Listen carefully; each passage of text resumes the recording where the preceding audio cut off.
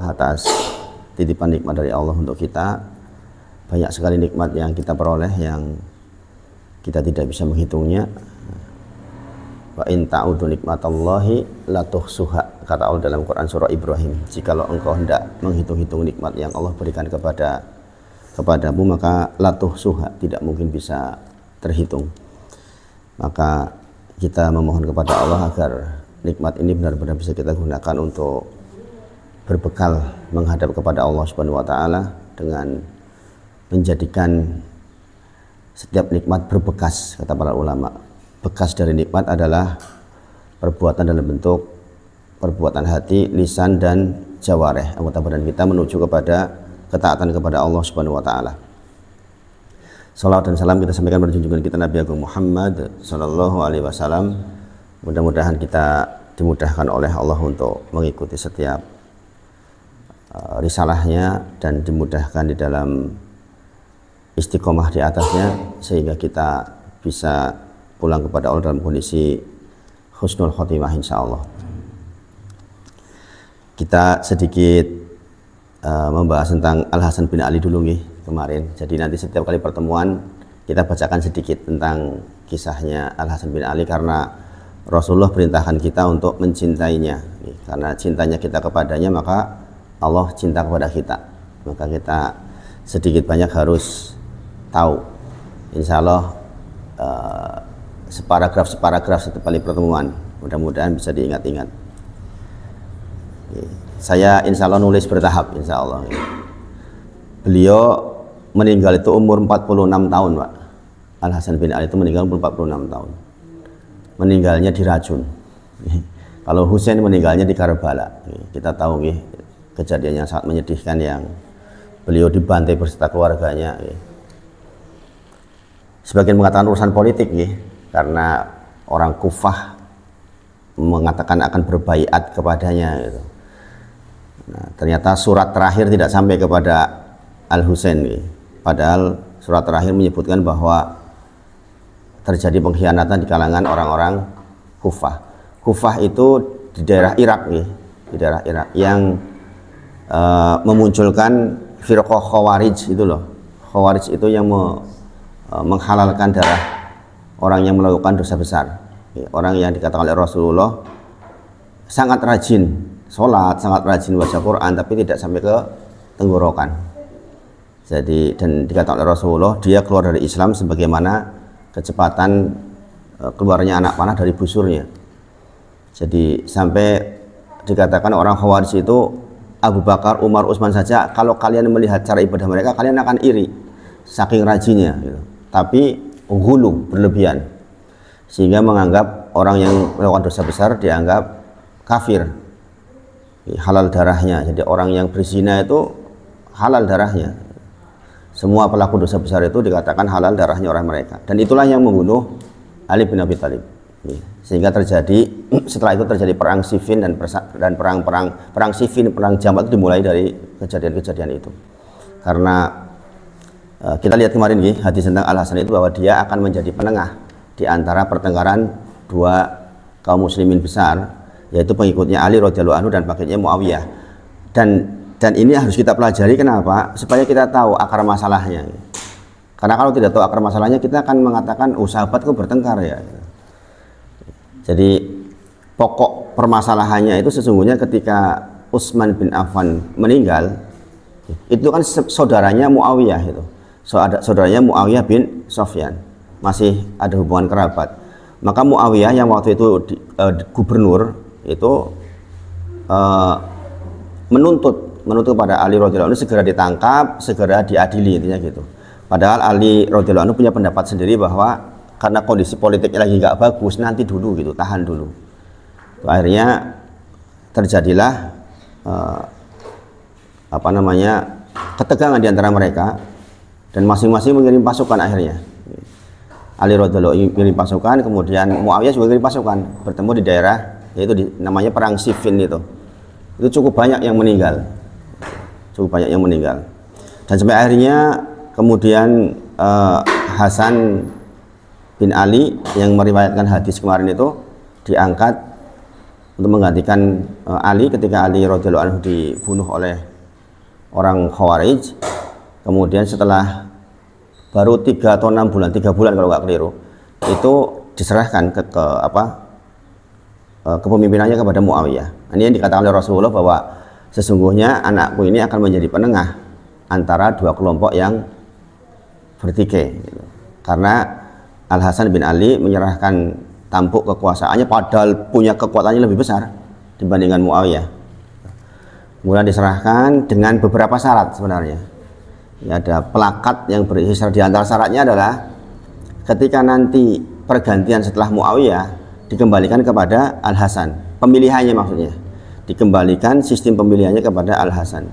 Kita tahu ya, di dalam pemilihan kepemimpinan Islam itu nggak dikenal kayak sekarang ya, nggak dikenal dengan sistem demokrasi gitu. Makanya sebagian ulama agak keras terhadap masalah demokrasi, mengatakan tidak ya tidak, kalau sistemnya sudah keliru ya keliru. Adapun sekarang yang terjadi, kalau saya menyikapinya ya karena sekarang adanya seperti ini. Jadi kalau yang berpendapat yang seperti ini itu nggak mau deh, makanya nggak mau nyoblos, karena demokrasi sendiri udah jelas keluar dari syariat Islam. Sehingga mereka berpatokan enggak, pokoknya saya nggak ikut-ikutan. Tapi kalau saya melihatnya dari sisi lain, bahwa faktanya sekarang yang terjadi adalah demokrasi, sehingga banyak ulama atau sebagian besar ulama dunia itu, ya kita itu harus ikut terlibat. Hanya segelintir ulama sebenarnya yang tidak membolehkan kita ikut sebenarnya. Walaupun secara asal demokrasi tentu saja bukanlah sama sekali tidak hubungannya dengan Islam. Bahkan sebagian mengatakan itu kesyirikan yang sangat besar. Kenapa? Karena dua orang yang bobotnya sangat berbeda punya nilai sama. Orang di pinggir jalan, bahkan orang gila ya, pada pemilu sebelumnya bahkan orang gila kan boleh nyoblos. Orang gila dengan ulama itu disamakan nilainya, itu kan sebuah kekeliruan yang besar. Kalau di zaman pergantian Khulafaur Rasyidin kebanyakan pertama menunjuk, ya, Rasulullah menunjuk Abu Bakar As-Siddiq radhiyallahu anhu. Kemudian ketika pergantian kepada Utsman itu menunjuk beberapa orang, sekitar 6 atau 9 orang ya, untuk memilih di antara mereka. Jadi sistem ini yang diterapkan di agama kita. Sebagaimana di Arab Saudi sekarang begitu. Di Arab Saudi sekarang kan begitu malam itu bapaknya King Abdul Aziz meninggal, maka malam itu, detik itu pula sudah punya pemimpin lagi. Karena Pak, sistemnya sistem penunjukan kepada putra mahkota. Nggak perlu ada pemilu-pemiluan, nggak perlu uang keluar banyak, nggak perlu ada kampanye-kampanyean, nggak perlu ribut-ributan, nggak perlu debat-debatan. Malam itu juga, detik itu juga, begitu pemimpinnya mati, sudah ada pemimpin lagi, sehingga nggak ribut. Gitu. Sebenarnya kalau kita mengacu kepada sistem Islam jauh lebih baik, tetapi adanya sekarang begini. Makanya kan menyikapinya bagaimana kan itu sebenarnya. Kalau kita merunut kepada syariat, jelas syariat Islam terbaik, nggak mungkin keliru gitu, nggak mungkin keliru. Dan di Brunei Darussalam juga seperti itu sekarang kan. Jadi nanti kan ketika Hasan al-Bolkiah meninggal, jam berapapun meninggal, maka detik yang sama sudah punya pemimpin baru. Sehingga alur kegiatan kepemerintahan ya sudah selesai waktu itu, tanpa ada uang yang terbuang sia-sia. Bayangkan sekarang dengan sistem demokrasi betapa banyak yang dikeluarkan, embuh gopo. Padahal banyak rakyat yang miskin, banyak yang susah, banyak yang sekolahnya kesusahan. Uang dibuang sedemikian banyak hanya untuk kegiatan yang seperti ini. Kita tahu yang memilih nggak jelas sebenarnya, jelas. Tapi sekali lagi dalam menyikapi itu kita kan butuh sikap, maka mengambil pendapat para ulama kontemporer itu menjadi penting, ya, karena sejauh yang saya pelajari ulama kontemporer baik di Saudi Arabia maupun di seluruh dunia lah, itu sebagian besar memang kita ikut terlibat karena keadaannya memang sudah begini gitu. Sebagian kecil mengatakan tidak terlibat. Kita menghargai dua-duanya. Bagi yang pure pokoknya tidak juga sangat saya hargai, karena pendapat itu juga didukung oleh dalil yang baik, Ya contohnya tadi itu. Ya bayangkan sekarang seorang profesor punya nilai sama dengan cara sekolah, kan nggak logik. Dari sisi Islam itu nggak benar. Dari sisi Islam jelas nggak benar. Dari Islam itu sangat menghargai kualitas keilmuan seseorang. Sehingga kalau kemudian sistem ini seolah-olah jadi apa namanya menyamakan. Nah ini yang perlu kita, dengan mempelajari sejarah seperti ini kita jadi tahu. Al Hasan bin Ali itu menyerahkan kepada Muawiyah karena pertimbangannya itu tadi. Nah kenyataannya ketika Muawiyah selesai itu menunjuk anaknya Yazid, menunjuk anaknya, mulailah terjadi pergolakan perpolitikan. Seharusnya setelah Muawiyah selesai kan dikembalikan lagi ke Al Hasan, ya kan, sesuai perjanjian awal. Ternyata tidak terjadi seperti itu. Ini kemudian jadi Bani Umayyah dan seterusnya, dan seterusnya, yang pusatnya jadi Kufah. Nah ini beberapa hal yang kita perlu pelajari itu dalam rangka untuk mengambil hikmah-hikmah besar. Karena bagaimana kemarin Rasulullah menyampaikan, barang siapa yang mencintai Al Hasan bin Ali bin Abi Thalib, maka Allah cinta sama dia. Berarti pasti ada pelajaran-pelajaran besar yang bisa kita ambil di situ. Makanya nanti setiap pertemuan saya bacakan sedikit tentang sejarahnya beliau. Di samping kita belajar yang melanjutkan pelajaran kita, insya Allah. Sebagaimana kita tahu Rasulullah bersabda, Al Hasan wal Husain sayyidi sababa ahlil jannah. Kita tahu mereka berdua, Hasan dan Husain, adalah pemimpin dari pemuda penduduk surga. Nah saya bacakan satu dua bait. Ini dari Imam Jalaluddin As-Suyuti dalam kitab Tarik Khulafa. Beliau mengatakan, beliau Al Hasan bin Ali adalah laki-laki sempurna, pemimpin yang penyabar, tegas, pemurah, terpuji, tidak menyukai pertengkaran atau pertumpahan darah. Jadi kalau kita nyari pemimpinnya beginilah kira-kira. Kenapa kita disuruh cinta? Karena begitu sifat kepemimpinannya. Pemimpin yang penyabar, tegas, buatan lemesan, pemurah, terpuji, tidak menyukai pertengkaran atau pertumpahan darah. Buktinya ketika terjadi seperti itu dia diserahkan. Padahal dia punya kekuatan yang jauh lebih besar. Kekuatannya pengikutnya Ali lebih besar daripada Muawiyah. Jadi tampuk kekuasaannya Ali itu lebih kuat, dan lebih-lebih lagi Al Hasan ini berada di Madinah kan. Jadi secara geografis sesungguhnya lebih mendukung Al Hasan. Sementara Muawiyah hanya seorang gubernur waktu itu. Kemudian dari kisah yang lain dari Umair bin Ishaq, tentang Umair kisah yang lain lagi, Masya Allah. Umair itu juga punya keutamaan yang luar biasa. Kata beliau, tidak pernah sekalipun keluar dari mulutnya kata-kata kasar. Jadi beliau dikenal tidak pernah mengeluarkan kalimat yang kasar sedikit pun. Ini kan berat nih. Orang hidup selama hidup nggak pernah mengeluarkan kalimat yang kasar itu gimana? Ya namanya manusia, kadang-kadang mungkin ada saat dimana dia emosi. Ya, ini dikatakan tidak pernah sekalipun keluar dari mulutnya kata-kata kasar.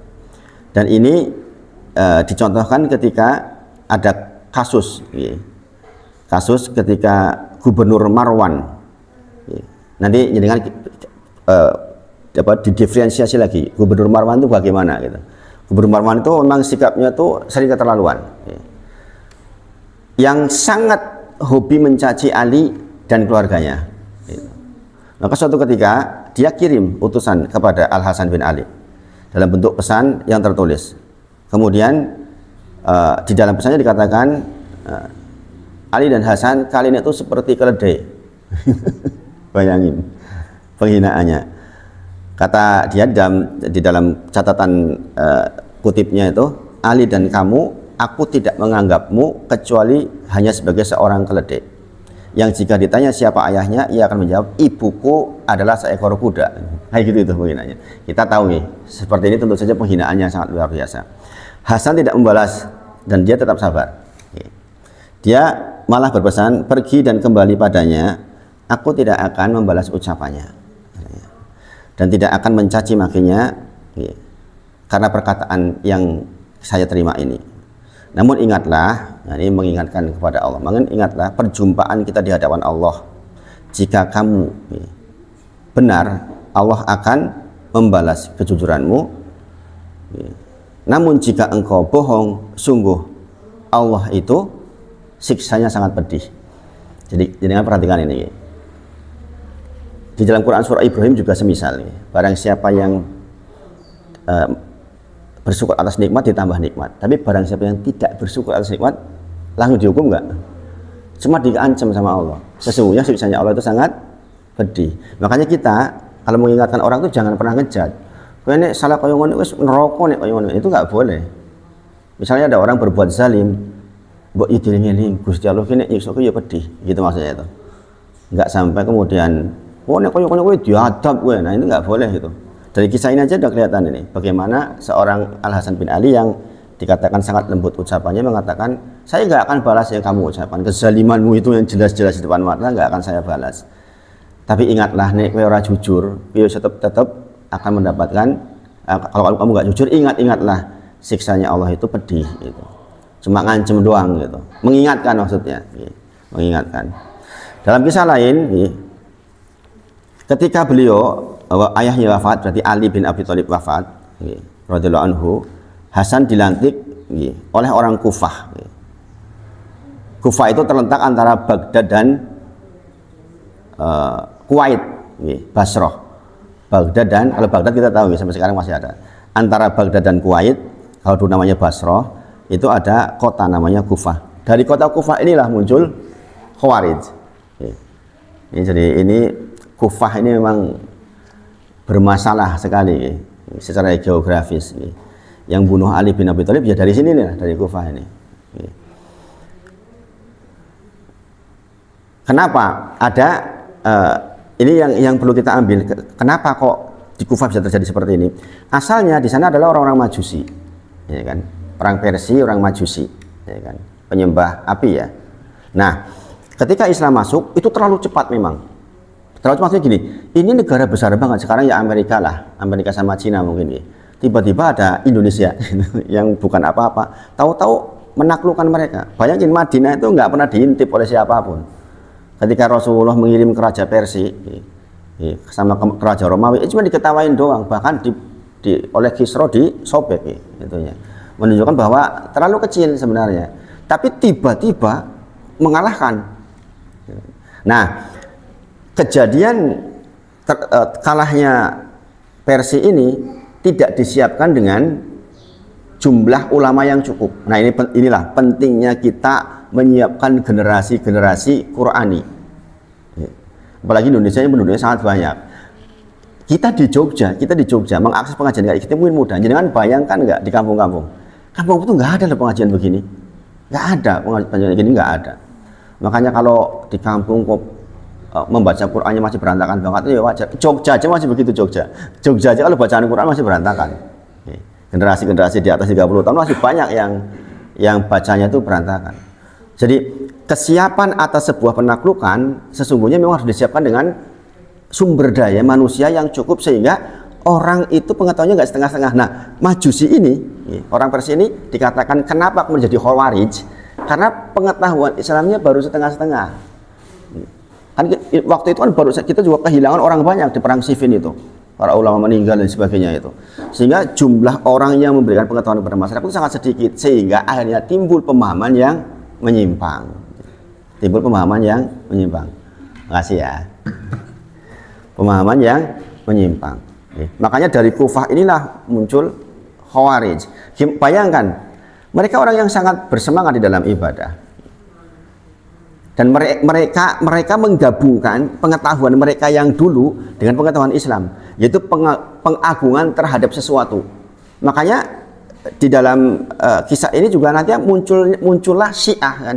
Syiah itu terlalu mengunggulkan keimaman. Jadi karena dulunya memang begitu.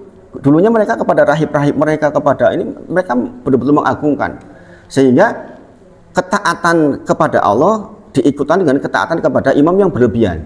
Makanya sampai hari ini mereka masih menunggu imam yang ke-12, ya kan? Imam yang ke-12, ya kan? Ya nggak akan muncul-muncul gitu. Sampai hari ini kan, sampai hari ini. Dan mereka inilah yang kemudian menjadi salah satu cabang yang sebagian mengatakan sudah bukan Islam lagi ya, tapi sebagian mengatakan itu karena dia juga bersyahadat, meskipun syahadatnya berbeda, itu menjadi hal yang sangat bermasalah. Bahkan Imam Syafi'i mengatakan kalau dia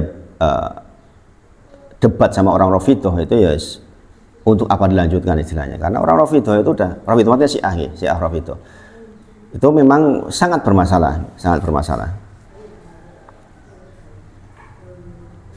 Jadi proses penaklukannya Persi itu kan 3 kali oleh Khalid bin Walid, kemudian diteruskan 3 kali lagi. Nah, waalaikumsalam warahmatullahi wabarakatuh. Ketika zamannya Sa'ad bin Abi Waqqas, itu kemudian disempurnakan, tapi sempurna penaklukannya, tapi tidak sempurna SDM untuk mendidiknya, itu maksudnya itu. Makanya kita punya anak-anak juga memang harus betul-betul betul-betul dididik secara sempurna, dididik secara sempurna, khususnya tentang akidah. Jangan separuh-separuh. Nanti kalau separuh-separuh jadinya memang jadi ngaco. Jadi ngaco. Bayangkan orang Khawarij itu dikatakan tadi apa? Kalian Umar, Abu Bakar, Umar, Utsman. Kalau kalian melihat cara ibadahnya mereka, kalian sampai iri. Puasa mereka tuh lebih getol dari kita. Sholat malam mereka lebih getol dari kita. Baca Quran mereka lebih getol dari kita. Tapi baca Qurannya sampai perawakan saja. Sehingga dia keluar Islam sebagaimana busur keluar dari panahnya. Itu kan ngeri kan. Makanya zaman sekarang ada dai yang mengatakan itu loh, orang-orang Salafi itu yang rajin banget ke masjid itu kayak orang Khawarij. Kadang-kadang jadi seperti itu jatuhnya. Kan mengerikan kan. Padahal ya jauh banget nih. Mereka itu jauh banget, lebih hulunya itu memang berlebihan sekali. Ya sampai itu, semua pelaku dosa besar neraka jahanam selama-lamanya bisa keluar, maknanya udah kafir. Ya, jadi seluruh pelaku dosa besar itu boleh dibunuh. Makanya dalam implementasinya seperti ISIS, ya kan? ISIS itu ya seperti itu. Ya. Pokoknya pelaku dosa besar bunuh, karena tidak ada ampunan untuk pelaku dosa besar. Padahal kita tidak ahlu sunnah wal jamaah, yang tidak diampuni hanya dosa syirik. Itu pun kalau mati ya. Kalau belum mati ya dosa syirik bisa diampuni. Jadi ahlu sunnah wal jamaah itu jauh lebih luas.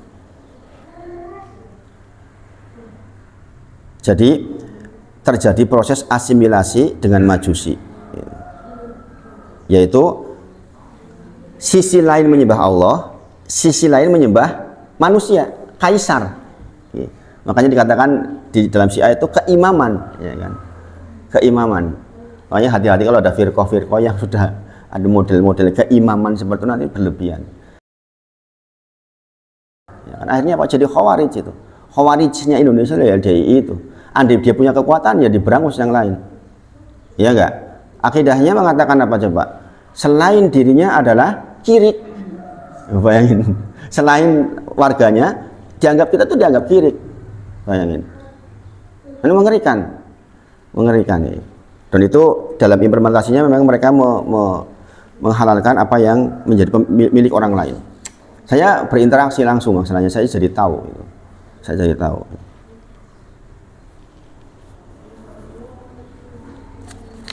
Jadi ini kita bacakan satu bait seperti ini, nanti kita bacakan bait-bait berikutnya insya Allah tentang Al Hasan bin Ali, karena kita tahu bahwa dalilnya bahwa mencintai beliau maka Allah insya Allah akan cinta kita. Hari ini kita belajar tentang betapa lembutnya beliau di dalam berkata-kata dan betapa mengalahnya beliau di dalam persoalan kekuasaan. Mudah-mudahan Allah berkahi kita insya Allah. Kemudian berikutnya kita sudah menjelang Ramadan nih, kita menata hati kita, maka saya sampaikan juga bab ini sebelum saya sampaikan bab tentang sholat nih, bahwa mulai bulan ini kita mulai menata kolbu kita, mulai menata hati kita untuk persiapan ke Ramadan. Ini perbedaan antara orang yang ngaji dengan yang tidak ngaji, harusnya di sini salah satunya, yaitu ada persiapan hati sebelum, sambil menyiapkan fisik kita menuju ke Ramadan. Di antaranya adalah doa Allahumma barik lana fi Rajab wa Sa'ban wa balikna Ramadan. Kita sudah lakukan itu. Kemudian Allahumma ahillahu alaina bil yumni wal iman wa salamati wal islam rabbi wa rabbukallah. Jangan putus. Kita sudah bahas sejak sebulan yang terakhir. Jangan putus. Pokoknya baca terus itu. Itu untuk persiapan kita secara umum. Kemudian persiapan hati. Persiapan hati kita harus ingat bahwa Rasul bersabda, innallaha la yanduru ila suwarikum wala ila ajsamikum walakin yanduru ila qulubikum wa a'malikum. Ingatlah bahwa Allah itu tidak melihat kepada bentuk dan rupa kita, ya kan? Tetapi sesungguhnya Allah itu melihat bagaimana kondisi hati kita dan amal kita. Maka sepanjang bulan ini, masih Rajab enggak ini? Sudah akhir ya? Pokoknya sisa waktu sedikit ini kita betul-betul persiapan mendudukkan hati dalam kondisi yang betul, sehingga nanti kita masuk Ramadan dalam kondisi yang baik. Hadis ini, hadis tentang ala fil jasadi mudghah, itu dihubungkan dengan hadis nomor 6 di hadis arba'in, yaitu yang innal halala bayyinun wa innal harama bayyinun wa bainahuma wa ma bainahuma umurun mustabihat. Kemudian di akhir dikatakan bahwa di dalam tubuh kita ada segumpal daging. Wa idza fasadat fasadal jasadu kullu. Jikalau dia baik maka baik seluruhnya, jikalau buruk maka buruk seluruhnya. Maka sepanjang kita di persiapan menjelang Ramadan ini, kita benar-benar menyiapkan raja ini. Dikatakan rajanya tubuh ini ya di hati itu. Kita menyiapkan raja kita dalam kondisi yang sebaik mungkin, supaya kita mendapatkan Ramadan yang baik. Jadi para ulama menyebut bahwa hati adalah malikul a'dha. Malikul a'dha, rajanya anggota badan. Malikul a'dha. Sedangkan anggota badan yang lain adalah junuduhu, tentaranya. Jadi tangan kita bergerak, mata kita bergerak, semuanya itu bergantung kepada bagaimana kondisi hati kita. Karena semuanya yang lain hanya tentara. Rajanya adalah hati kita. Kemudian kita masih ingat juga bahwa di antara yang dimaksud baiknya hati, kita tadi belajar dari Al-Hasan aja sebegitu baiknya hatinya. Yang dimaksud baiknya hati, menurut Syekh Sa'ad bin Nasir Asy-Syatsri, yang pertama adalah rasa takut kepada Allah dan siksanya. Jadi kondisi hati akan menjadi baik ketika ada perasaan takut kepada Allah dan takut kepada siksanya. Memang takut kepada Allah dan siksanya itu memang menjadi ciri kebaikan hati. Jadi kalau jenengan kok santai kayaknya nggak takut kepada Allah, nggak takut kepada siksanya Allah, ancaman Allah, berarti hati kita bermasalah itu, nggak salim hatinya. Maka hari-hari kita harus diliputi kondisi hati di mana kita tuh betul-betul takut kepada Allah. Karena itu ciri kebaikan hati. Yang kedua, hatinya selalu diliputi di dalam seluruh aktivitasnya dengan niat ikhlas karena Allah. Ia tidak melangkahkan dirinya dalam ibadah melainkan dengan niat taqarrub kepada Allah, dan ia tidak meninggalkan maksiat melainkan untuk mendapatkan ridho Allah. Kata kuncinya jelas ya, bahwa niat ikhlas karena Allah, tidak melangkahkan kakinya kecuali dalam rangka ibadah kepada Allah, yaitu taqarrub kepadanya. Kita duduk seperti ini dalam rangka taqarrub kepada Allah, yaitu untuk mendekat kepada Allah, maksudnya DP karena Gusti Allah, maksudnya itu. Jadi dengan sholat, dengan melakukan seluruh ibadah dalam rangka taqarrub kepada Allah Subhanahu wa taala, dan ia tidak meninggalkan maksiat kecuali karena ingin dapat ridhonya Allah. Kita meninggalkan maksiat karena ingin dapat ridhonya dari Allah Subhanahu wa taala. Kemudian juga para ulama menambah kecintaan dia kepada wali-wali Allah dan mencintai ketaatan. Jadi mencintai waliullah itu penting, yaitu mencintai orang-orang soleh. Mencintai orang-orang soleh itu menjadi tanda baiknya hati. Kalau jenengan bermasalah dengan orang-orang soleh, yakin hatinya jenengan bermasalah. Wong soleh kok jenengan benci, itu masalah. Wong rajin yang masjid kok jenengan benci, itu masalah itu. Pasti ada hati yang nggak benar, ada bagian hati kita yang nggak benar. Selayaknya kalau hati kita bersih, maka melihat kesolehan orang itu cinta dia menyukai, hatinya itu tergerak untuk menyukai. Dan ini memang diantara bentuk kebaikan hati. Syekh Shalih Al Fauzan, ulama Saudi Arabia,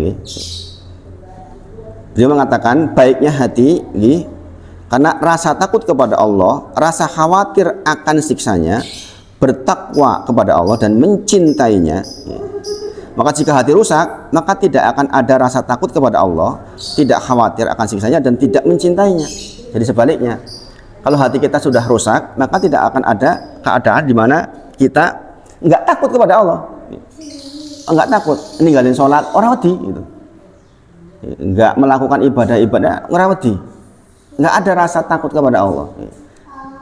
Sehingga tidak, karena nggak ada rasa takut, dia nggak ada rasa khawatir, nggak ada khawatir nanti Allah siksa, nanti Allah beri peringatan, Allah hukum, Allah kasih kafarat, itu nggak ada rasa takut gitu. Kemudian jadi tidak mencintainya.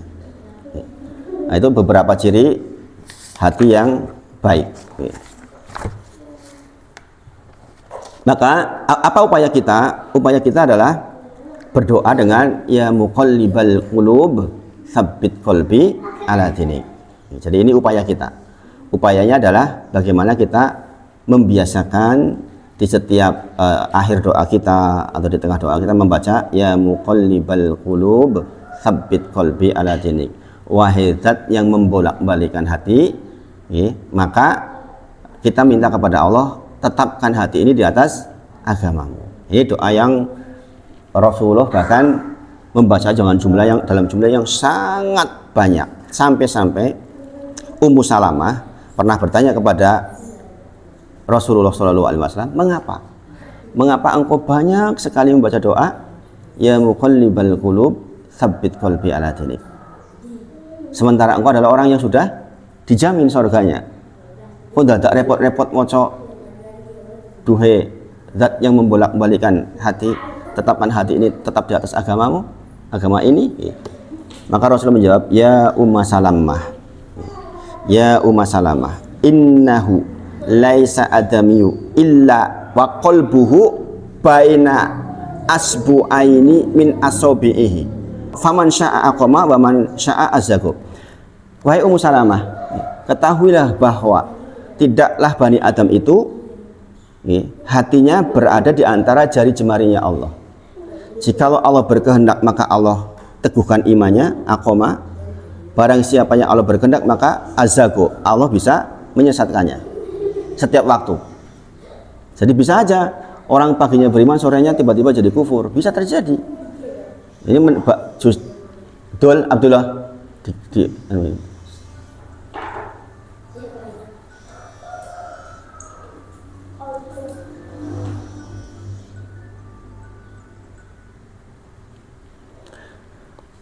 jadi faman syaa aqama wa man syaa azago. Jikalau Allah mau bisa diteguhkan hatinya, jika Allah mau juga bisa menyesatkannya. Jadi, nah ini kita mengupayakan selama 1 bulan ke depan ini untuk menjaga kondisi hati kita.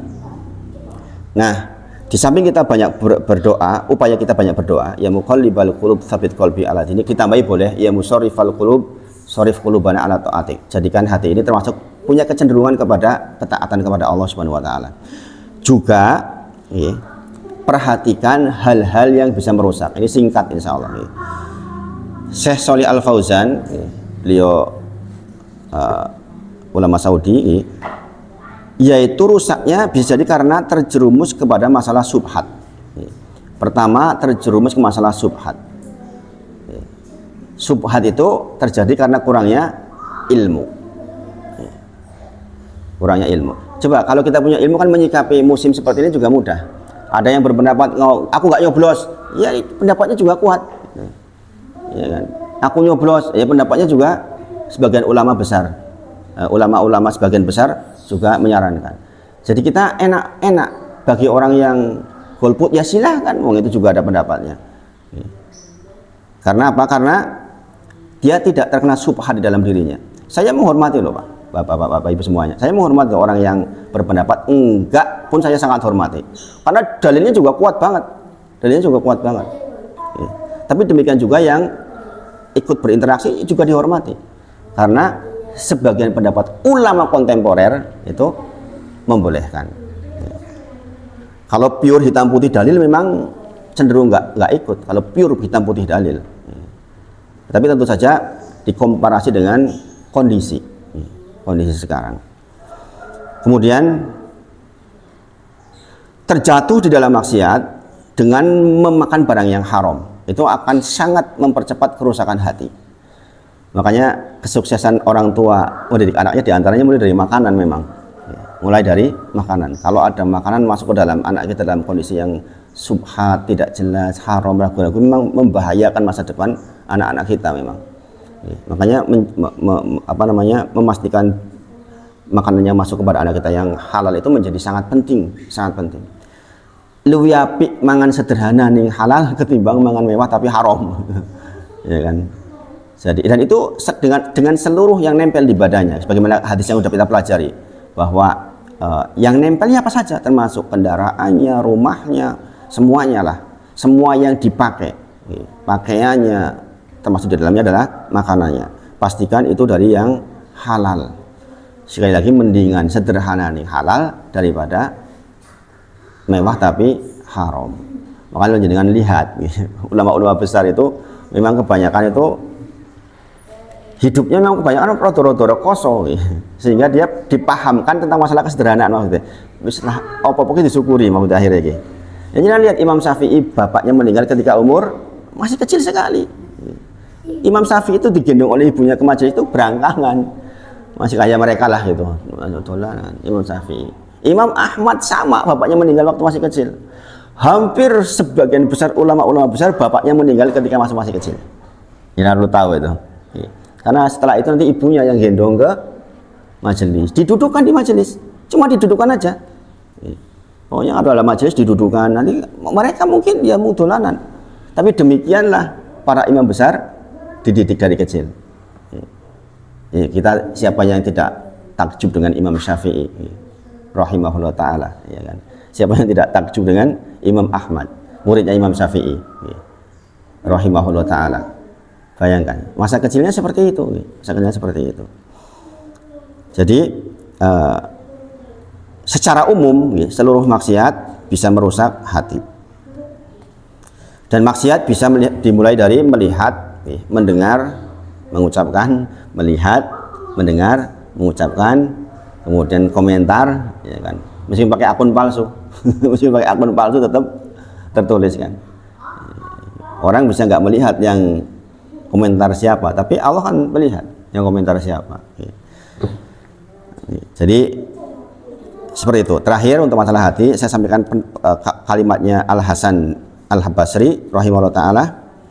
Ini imam besar nih. Kata beliau, tidaklah aku memandang dengan pandanganku, tidak pula mengucap dengan lisanku, tidaklah aku memandang dengan mataku, pandanganku, dan tidaklah aku mengucap dengan lisanku. Demikian pula tidaklah menyentuh dengan tanganku, dan tidaklah bangkit untuk melangkahkan kakiku, melainkan aku melihat dulu. Luar biasa toh nih. Melainkan aku melihat dulu. Tidaklah aku melihat dengan pandanganku, tidaklah aku mengucap dengan ucapanku, tidaklah aku mendengar dengan pendengaranku, tidaklah aku menggerakkan tangan, bergerak untuk tanganku, tidaklah aku bangkit untuk menggerakkan kakiku, kecuali pasti aku melihat dulu apakah ini semua dilakukan karena ketaatan atau karena maksiat.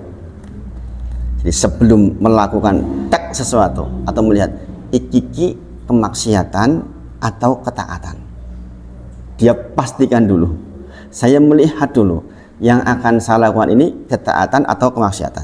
Jika dalam taat barulah aku mulai bergerak, jika dalam maksiat maka aku enggan untuk bergerak.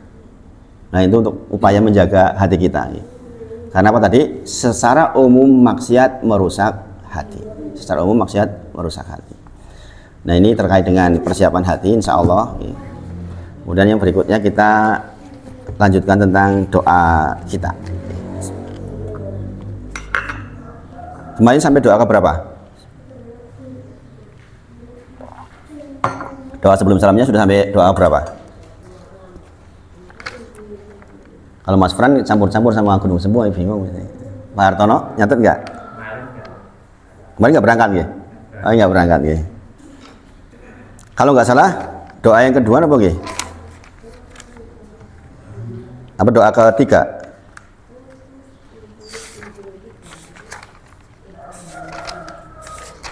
Doa ketiga itu yang dari saat Allahumma inni a'udzubika minal jubni. Udah belum? Belum ya? Belum. Doa yang ketiga sekarang. Ini penting doanya. Doanya pendek, dihafal. Sa'ad bin Abi Waqqas biasa mengajarkan anaknya beberapa kalimat doa berikut. Ia mengajarkan doa tersebut sebagaimana para pengajar mengajarkan menulis. Ia mengatakan bahwa Rasulullah SAW biasa membaca doa di dubur sholat atau di tasyahud dengan Allahumma inni a'udzubika minal jubni. Ini jangan langsung dihafal ya. Ini kalau misalnya jangan belum hafal sampai semuanya, minimal ini hafal dulu. Allahumma inni a'udzubika minal jubni. Nanti dipraktikkan dalam sholat. Langsung hafal tuh. Allahumma inni a'udzubika minal jubni. Langsung hafal tuh. Minal jubni. Jubni. J-U, kalau bahasa Indonesianya J-U-B-N-I. B ba berarti jubni. Allahumma inni a'udzubika minal jubni. Artinya, ya Allah, aku meminta perlindungan padamu dari lemah melakukan ibadah yang mulia. Ya Allah, aku meminta perlindungan kepadamu dari lemah menjalankan ibadah yang mulia. Nah, ini penting sekali ini. Kadang-kadang kita mau melaksanakan ibadah yang baik-baik itu aras-arasan. Aras-arasan kadang-kadang Arab mangkat subuh aras-arasan. Arab popo lah gitu. Kadang-kadang begitu. Kenapa? Memang setan membuat kita aras-arasan, ada was-was. Gitu loh. Maka kita berlindung kepada Allah. Allahumma inni a'udzubika minal jubni. Ya Allah, saya berlindung kepada Engkau dari keadaan di mana saya nggak bisa melaksanakan hal-hal yang utama. Ya. Allahumma inni a'udzubika minal jubni. Ya Allah, aku minta perlindungan kepadamu dari lemah melakukan ibadah yang mulia. Jadi jubni itu keadaan di mana kita tuh lemah. Nek arep ibadah ki lemah. Tangi wengi salat abot itu loh. Kadang-kadang begitu itu kita merasa, karena memang setan bergerak di situ, dibuat kita berat. Arab melek mau abot banget, mau beranjak dari tempat itu beratnya, mau sodako beratnya rasanya, mau berbuat baik sama istri lembut, angel, telu lidahnya, mau membantu anak ngerjain PR, lemah, itu kan ibadah besar kita mendidik anak kita, ya kan? Tapi kadang-kadang takoni anaknya, Pak, aku meh takoni PR opo, malah, ini kok yang ora iso, takon Google, malah gitu. Ya, padahal, ya kalaulah pun tanya Google ya kita ikutlah, kita ikut nyariin keywordnya. Gitu. Nek awake dhewe ora ilmu, takon Google nih awake dhewe melu, ya kan? Itu kita terhindar dari jubni namanya. Allahumma inni a'udzubika minal jubni. Jadi ini ibadah secara umum, apalagi ibadah mahdhah. Ibadah yang kepada sholat misalnya, ya kan? Kalau sampai kita mengalami malas dalam sholat, lah terus apalagi yang akan menjadi poin positif di kita? Nek sholat dengan nganti wis abot, lah terus uripe ngopo gitu. Kira-kira begitu nih. Lah yang pertama dihisap sholat. Kok nganti sholat we abot? Nah, itu terus kepiye? Makanya kita memohon kepada Allah, Allahumma inni a'udzubika minal jubni. Kemudian lanjutannya, wa a'udzubika an aroda ila ardalil umur. Wa a'udzubika an aroda ila ardalil umur. Agak panjang ya mas. Ya nanti harus dibaca ulang-ulang. Wa a'udzubika, dan aku meminta perlindungan kepadamu ya Allah, an aroda ila ardalil umur, dari keadaan tua yang jelek. Dari keadaan tua yang jelek. Ardal umur itu tua tapi jelek, tidak bermanfaat. Seharusnya orang makin tua makin tawadu. Orang udah di atas 50 tahun itu tawadu, wis rasa ngurusi dunia warna-warna. 60 tahun apalagi nih. Orang sudah di atas 60 tahun itu sebenarnya sudah bukan wilayahnya lagi ngurus persoalan dunia. Ngapain sudah 60 tahun kita urusan dunia warna-warna? Itu namanya ardalil umur. Makanya Rasulullah itu umurnya juga nggak ardal. Rasulullah itu umurnya 61 tahun kalau dihitung Masehi. Tapi sangat efektif hidupnya. Abu Bakar juga sama. Ini terusannya Pak, ini tadi. Wa a'udzubika an aroda ila ardalil umur. Jadi kalau saya bacakan lengkap dulu nggih. Allahumma inni a'udzubika minal jubni wa a'udzubika an aroda ila ardalil umur wa a'udzubika minal fitnati dunya wa a'udzubika min adzabil qabri. Itu sebenarnya hampir sama dengan redaksi doa yang kedua. Doa yang kedua kan Allahumma inni a'udzubika min adzabil qabri wa min adzabi jahannam, gitu kan? Wa min fitnatil mahya wa mamat. Yang ini yang berbeda di bagian awalnya. Allahumma inni a'udzubika minal jubni wa a'udzubika an aroda ila ardalil umur. Nah, sekali lagi persoalan kita meminta perlindungan kepada Allah dari umur yang ardal ini penting banget, Bapak Ibu. Ardal itu dilihat dari dua keadaan. Baik ardal secara fisik maupun ardal secara mental. Secara fisik, mohon maaf, meskipun sekali lagi kita tetap harus melihat sisi positif dalam semua keadaan. Kita harus melihat sisi positif. Tapi kalau kita meminta tentu saja yang sehat. Di antara ardal bagi sebagian orang adalah masa tua yang dia sudah nggak bisa apa-apa lagi. Ibadah bisa raiso, kemudian harus jadi gotong-gotongan keluarganya. Mungkin sekali lagi, kalau dia dulunya orang soleh, insya Allah itu pembersih. Kalau dia dulunya orang soleh, karena banyak juga orang soleh yang di akhir masanya diuji dengan sakit tahunan. supaya apa? Membersihkan dirinya. Tetapi andai kita bisa minta kepada Allah dan kita memang bisa minta disarankan, maka kita minta sampai mati dalam kondisi sehat. Sampai mati dalam kondisi sehat. Syukur-syukur mati kayak sholat, gitu kan? Kayak sujud. Itu berarti kan kita sehat sampai mati. Nah, itu yang kita ingin. Itu yang kita ingin. Dan ini juga permintaan ibu saya dulu. Ibu saya di antara doa-doanya itu yang diajarkan ke anaknya tuh, pengen mati ya dalam kondisi sing isi sehat, kayak ibadahnya betul. Masya Allah, ya habis sholat asar, duduk sebentar, dahar, meninggal. Jadi seperti itu. Mbah Kakung, bapaknya bapak, itu meninggal ketika dalu. Subuh dibangunin sudah tidak bangun lagi. Jadi habis tegak malam, kemudian sarean biasanya langsung tangi, kok orang tangi digugah jebul wis ora ono. Itu. Jadi itu sehat sampai akhir masa. Nama saya diambil dari beliau. Namanya Yang San Wahid dulu itu. Dulu orang kalau di sini namanya pegawai KUA, namanya yang kepala KUA gitu. Jadi mungkin saya hasil dari doa beliau mungkin mungkin gitu. Yang San Wahid. Itu beliau meninggalnya seperti itu. Masih sehat, masih seger ya, alhamdulillah. Nah, kita minta wa'audbika an arota ila ardhalil umur secara fisik. Nah, secara non fisik, secara mental juga. Jangan sampai pikun banget itu loh. Kalau kita sudah pikun banget, seorang ngati dino, seorang ngati kidoro pasar kan ya repot. Di antara jamaah saya ada yang sudah sampai level seperti itu tapi masih, kalau ada yang mengingatkan bisa ingat. Yang di Soro Sultan itu udah 77 kalau nggak keliru. Yaitu salah satu yang selalu menjaga sholat suruknya. Setiap pagi dia habis subuh itu nggak pulang, dia sholat suruk di masjid. Terakhir kemarin, Mas Wahid, saya lupa hari ya ini. Tak kira iki dino Kemis. Untuk jenengan WA gitu. Biasanya saya WA kalau mau ngaji itu. Pak, nanti jadwal ngaji gitu. Karena saya tahu beliau kadang-kadang suka lupa. Padahal beliau kalau ketinggalan itu kalau man banget ketinggalan seminggu pisan masuk ketinggalan gitu.